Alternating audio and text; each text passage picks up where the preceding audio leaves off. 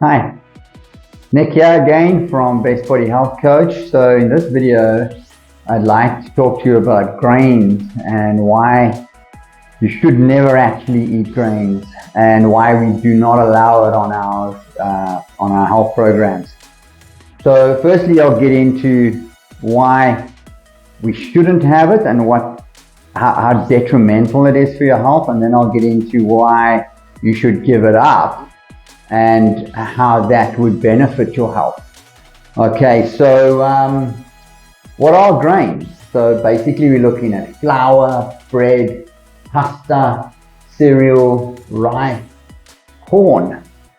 So all these things are pretty much GMO, which means they're sprayed with glyphosate, which is a pesticide, which is extremely dangerous. It kills microbes, which means when you eat it, it goes into your stomach, kills your gut microbes and destroys your immune system. So that alone will be cancer causing. All right, issues caused by grain. Gluten creates inflammation. So you hear everybody talking about gluten-free products and so on. So gluten is a protein which is inside the grain, and it causes massive inflammation in the gut. It's really not good for you at all. If you just went gluten-free, that would already probably benefit you by probably about 15 or 20%, as opposed to like giving up grains completely. So I don't think going gluten-free is going to be that good for you. All right, so it's high in omega-6, and omega-6 causes bloating, brain fog. It causes like inflammation in the body, so you get pains, aches and pains in your joints, mood problems, depression. So omega-6 is like too much of it in the body is just like not good at all. As you can see, there are, if you're thinking now to yourself, I get brain fog from time to time, just think how much omega-6 you're getting in with your grains that you're eating. Okay, phytic acid in seeds, it blocks minerals, it blocks the intake of minerals or your absorption of minerals. Things like zinc, iron and calcium. So people are going, oh, I'm a bit zinc deficient, or I'm iron deficient, I'm anemic, and the doctor's always worried about my iron content. Stop eating grains, and you'll stop getting this phytic acid in your system. So phytic acid is it's an enzyme blocker. So it stops you from digesting the grain. So that's what gives you pains in your stomach. It's what makes you bloated. That's what makes you constipated. So basically, if you think of a seed and how seeds are spread, because a seed or a grain is really just a grass seed. So all grains are seeds from different kinds of grass. Wheat is a kind of grass.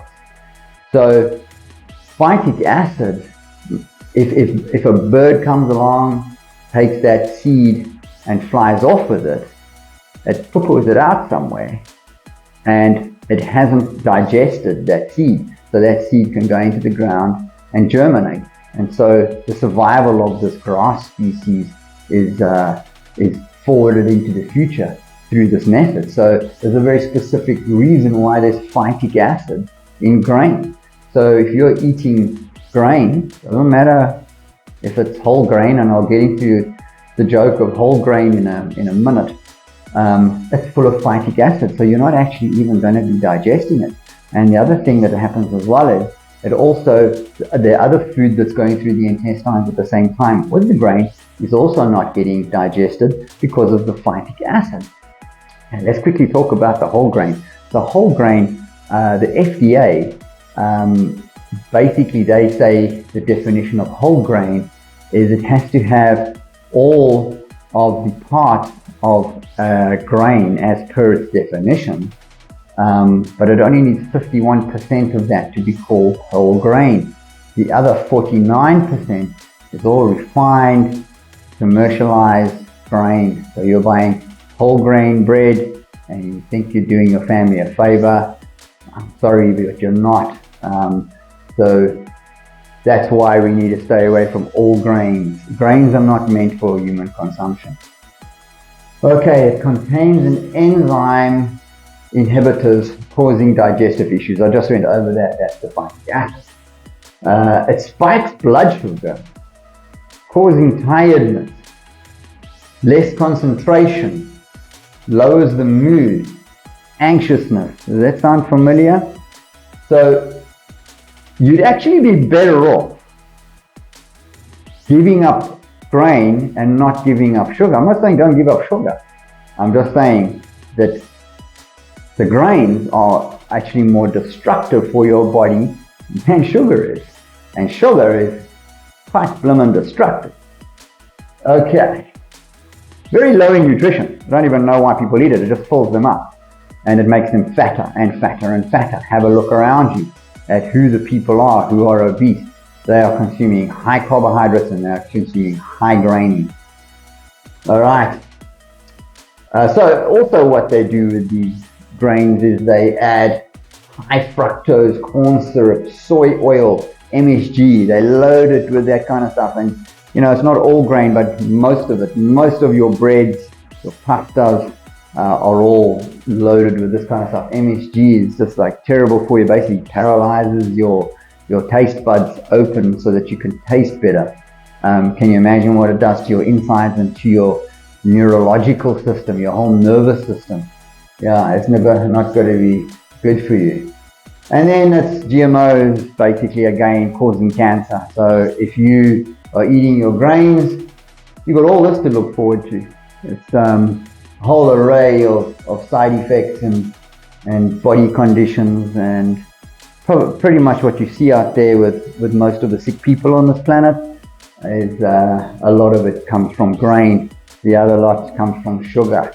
All right, so let's get on to the positive side of this and what will happen to you if you decide, okay, I'm giving up grains. What can you look forward to? All right, no bloating. So you don't get bloated anymore. So you're eating your food and you're expecting to get bloated and you don't. So that's one thing to look forward to. Less inflammation. So for instance, if you have arthritis, it's really just deposits in the joints of different kinds of minerals like calcium and so on. And that, a lot of it is to do with omega-6 and inflammation. So you'll get less inflammation. So if you have arthritis, stop eating grains, all grains. Don't be fooled by your whole grain bread or whole wheat or whatever it might be. Stop eating grains and you'll have less inflammation. You'll have less fluid retention. Most people who eat grains are carrying around probably about 5 to 6 kilograms, which is about 13 pounds of excess fluid in their bodies, water retention. They're like, oh, I've got this water retention, I don't know why. Because you're eating grains. So when you stop eating grains, let's say for 2 or 3 weeks, you'll find that you'll just lose all of that water retention, which is going to be pretty good for you. Alright, you'll find that you sleep better if you give up grains. A better hormonal balance. So the balance of your hormones starts to get back into sync again, much better than it did before. If you just give up grains, your immune system works a lot better. So let's have a look at that. So if your immune system is basically comes from your gut. So depending on how strong your gut bacteria is and your digestive system is how strong your immune system is going to be. So I don't know if you like getting sick, but you probably won't get as sick. And if you do, if you get injured, you get healed a lot faster. All right, and then you have a lower risk of cancer, obviously, and better digestion, obviously. The other thing that happens is you get, it causes Hashimoto's disease. So that attacks the thyroid and it starts to mimic the thyroid. And, so it's like your own immune system attacking your thyroid because it's mimicking it. And if you just give up grain alone, like all grain, just stop eating grain, you may even find that all these weird and wonderful diseases that are out there that you may have just like kind of start disappearing. So that's my take on grain. I hope it was informative. You can obviously see why we don't allow any grain whatsoever on our program. Our program is called a health program.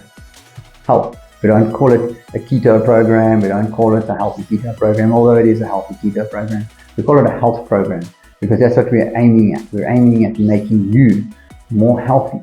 So that's why we want you on the program, so that you can become more healthy, your mood swings and get better. That's good for everybody, including you and everyone around you. If you, for instance, don't get as sick as you used to get, that's good for you and everyone else around you. It's also good for the wallet. I've heard a lot of people say that these kind of health programs are rather expensive and the way of eating is expensive. It's not as expensive as a hospitalization or having your gallbladder cut out or something like that, or having pancreatic cancer or something. It's not as expensive as that. It's actually a lot cheaper. So your choice. Thank you for listening, and you can find us on bestbodyhealthcoach.com. We're on Facebook, Best Body Health Coach. We're on Instagram. We're on LinkedIn. We're on all of the social media platforms. I hope that you follow us, and I hope that you have benefit from this video.